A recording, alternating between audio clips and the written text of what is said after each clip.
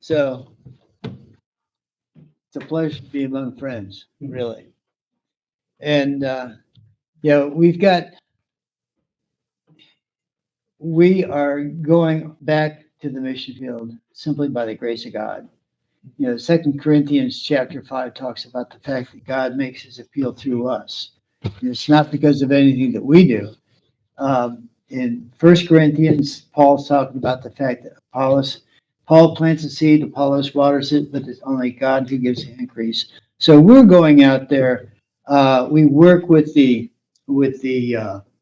really, really poor villages surrounding the poor village surrounding the city dump. If anybody has seen videos of city dump, it's really sad, very sad. But we have been able to work over the years with the village next to the city dump, Conavisa, and we've been able to work alongside the pastor and his family, in developing relationships. It's basically sweat equity, building relationships with the people, learning the language, learning the culture, working and living alongside them. Like an old saying that says, "When in Rome, do as Romans do." Okay, so I know several years ago we went to this, a little off track here. We went to this village on a little tributary out in the jungle, and it was one of our first experiences. We sat down. They were grateful for the fact that we were there because the other missionaries were building a school, but we were working alongside them, and they were so grateful they held a feast for us, and all it was chicken, chicken broth and rice and chicken feet, and tortillas, and you just do that. You just do that. But I know I'm rambling a little bit, but the opportunity to work with these people has been such a blessing because we've been able to get to know them. We consider them family. Okay. I had been in the music ministry down there, working with the young people.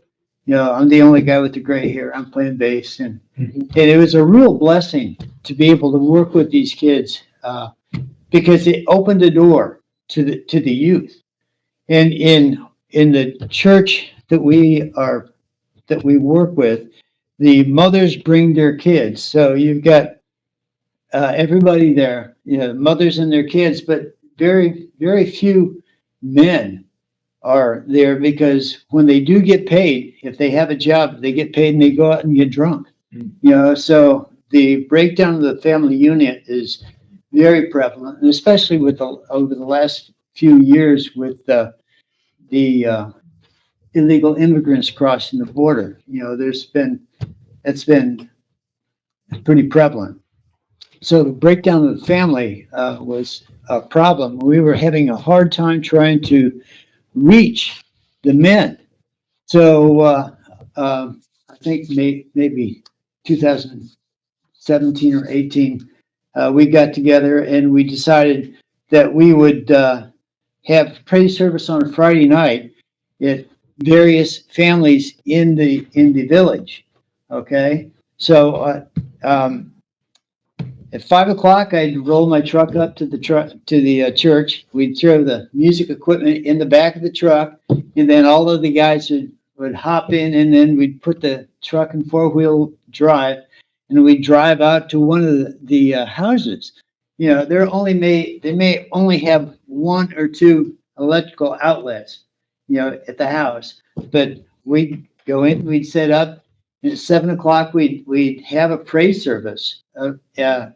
And there would be, you'd see the mothers and their kids out there, and we'd have her praise, and we'd give the message, and we'd have some refreshments afterwards and a time of fellowship. But it was amazing because after you get out past the lights on the outskirts of the gathering, you'd see all the men.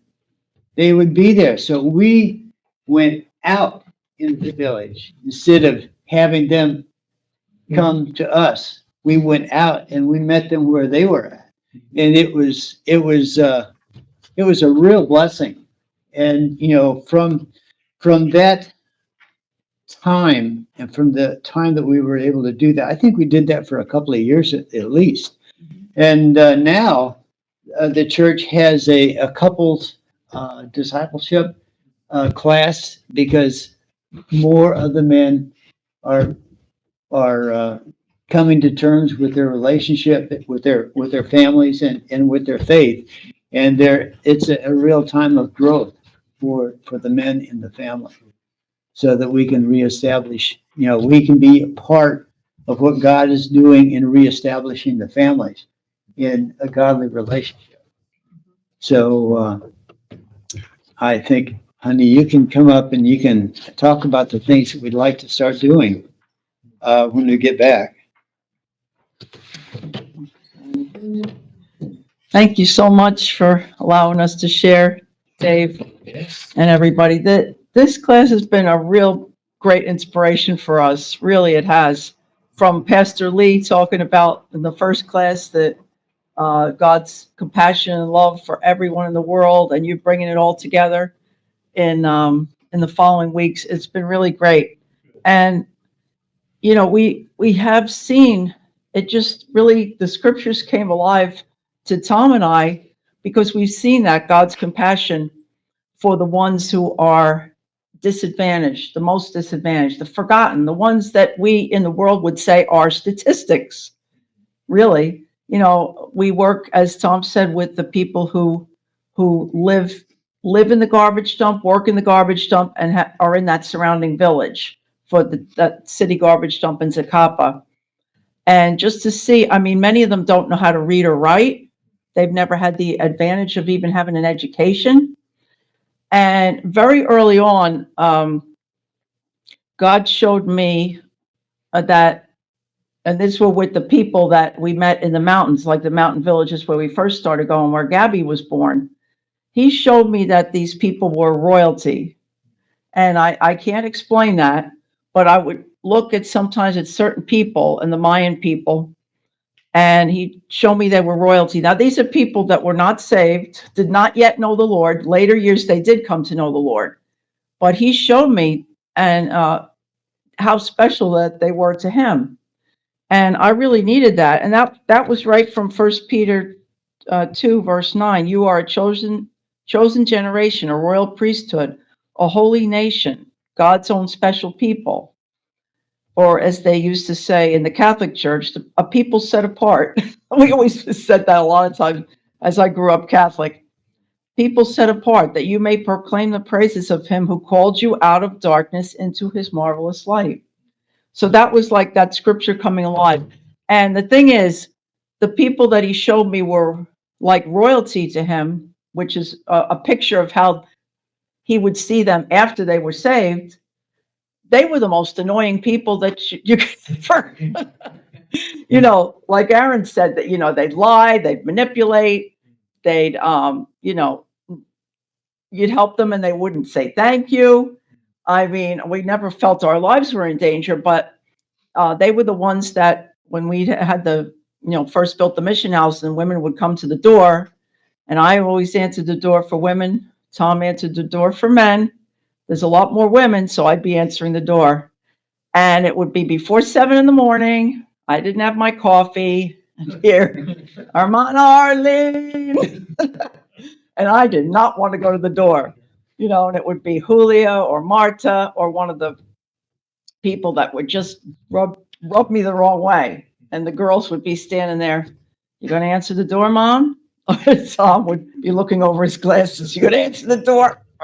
No, I don't want to answer the door. Give me 5 minutes.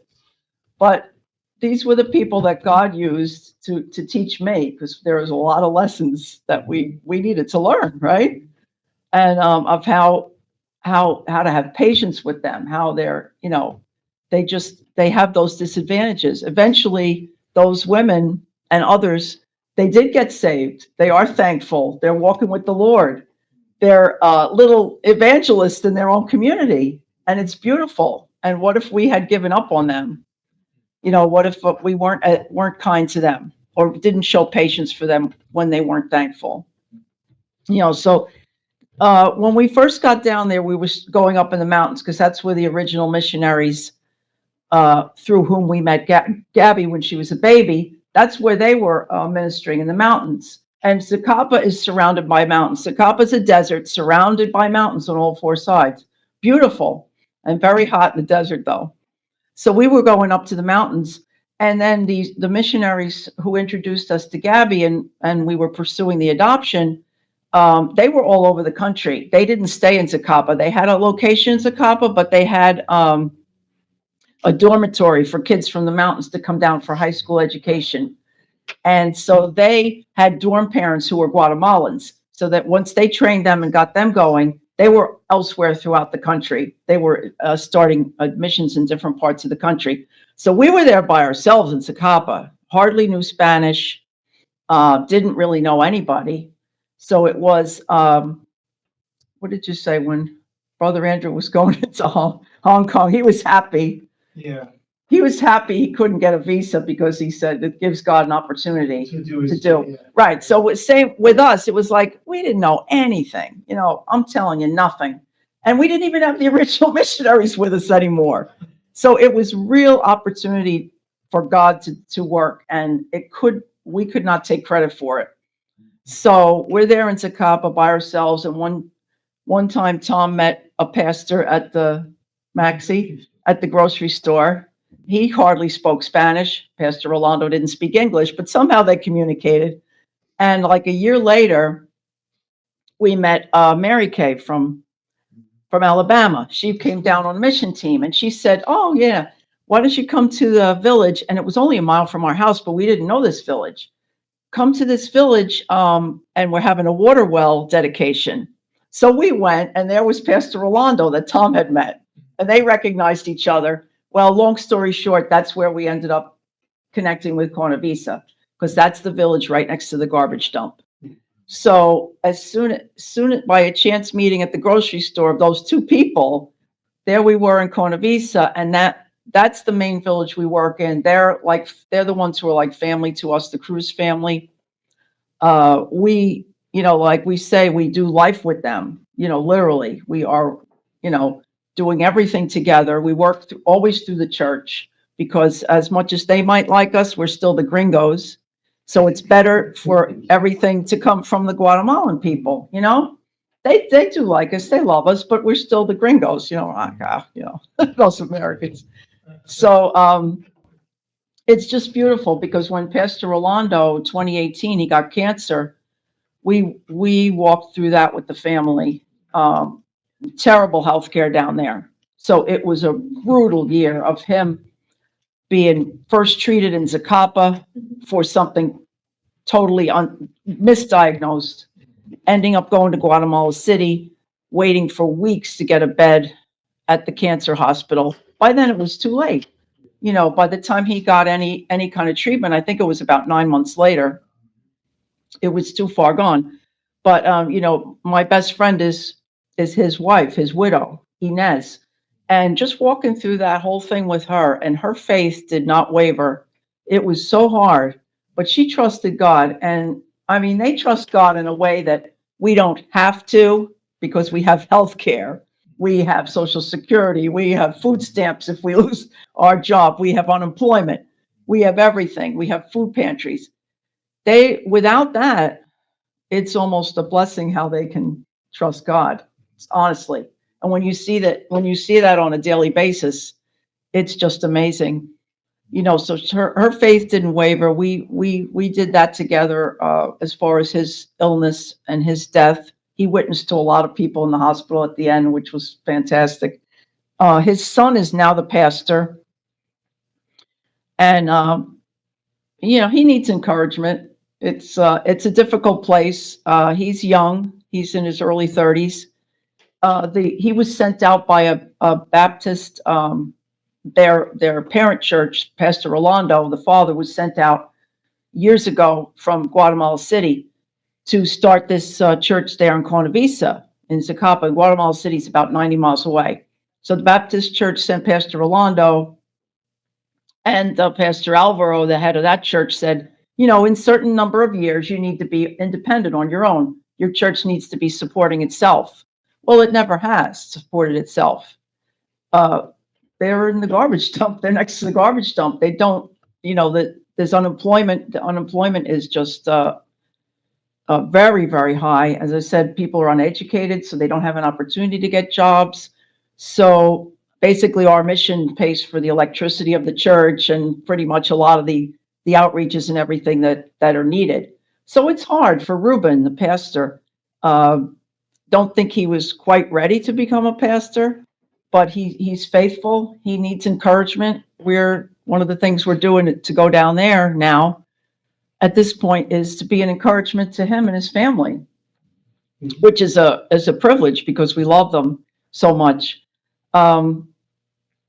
I don't want to take up too much time. We wrote prayer requests if you want to take in copies, because these are specific things that we'll be working on, projects that do need prayer. And I thank you because you said you would be glad to pray for us. And we really, really appreciate that. We really do. Because we know, as you said, we cannot do this without prayer and without God. As many years as we've been down there, 16 since we met Gabby, almost 17, we still, there's still a lot that we don't know what God is going to do with this time down. We don't know. We don't want to speculate even, because every time we did go back and forth, everything we thought God was going to do, it was something completely different. It turned out to be. So thank you. We need your prayers. We're building, the biggest thing, I guess, is a learning center that we're building in Cuanavisa right now. Hopefully, if we get the funds raised for that, we'll be able to start soon after we get down there. And that's because the government, there's about 1,000 people in Cuanavisa, but the village is growing because in the mountains, the drug gangs are taking over the land from the Mayan people. The people in mountains are 100% Mayan. They were pushed up the mountains hundreds of years ago by the Spanish, and they've been isolated. So they're 100% Mayan. That's what Gabby is. And the drug gangs they basically run Zacapa. So their next thing was to go up the mountains, steal the land so they could grow their drugs, make their drugs, whatever, up there. And they're unopposed. The police won't go up there. They're better armed than the police are. So the police are afraid of them. So they run rampant in the mountains. And these people from her village and other villages up there are coming down. And the mayor has opened up a piece of land right next to the garbage dump, again, next to the village, called El Mirador. And that's where they're allowed to set up some huts and have a place to live with whatever they have. Nobody's helping them except with the land. So the village is growing like crazy with the addition of El Mirador. But the thing is, the government will only have one public school in a village, no matter how big the village gets. That's all they'll do. So there's about 200 kids in that school, and there's probably 400 or 500 more kids who don't go to school. So we are building a learning center to teach the kids, basic Christian education, the Bible, reading, writing, and things like that, so that they'll have a chance to get jobs. And of course, it's a great tool for evangelism too, because with the parents' involvement and everything, it'd be a way to introduce them to Christ. So we're really, really excited about that. And it's also protection from child trafficking, even because those kids that aren't in school, they're running around the streets unsupervised. They are so vulnerable when they don't have activities to go to. They're so vulnerable to the child traffickers. And the other thing we hope to do is get the ladies' sewing class up and running again, because we had the women come to church for sewing and Bible study. And that was really, God set that up, because he put on our hearts when we first went down there that a way for these single moms to earn a living. And I just, we thought, anyway, small businesses or anything like that, what could we do to help them? And then when we ended up in Cornavisa, we met a woman, Debbie, who's a Guatemalan expert seamstress, and she was holding a sewing class there. And so I asked her, could you hold a class so that we could teach these women in the village how to sew? And we ended up, she did that, and we ended up bringing the items here to the States, and we would sell them. So we're hoping to get that going again. And that was all God. That was just a dream he put in our hearts to have a business for the ladies. And there was Debbie. And we asked her and she said yes. So it's just amazing, how the Lord works and how much he cares. Like we said, the scriptures, how his compassion for people, his love for people to bring them to himself, no matter what their status is in life, it matters not. And he'll go to the ends of the earth to bring people to himself. And that's how much he loves them. So anyway, thank you. And our website's there too. There's a lot of pictures on the website. If you want to look at anything. Here you got your names and web. Yeah, the website's on there and and we'll be updating All right. when we're down there. But thank you so much. Well, thank you for sharing with us. Again, it's, this is a missions class and we've got missions.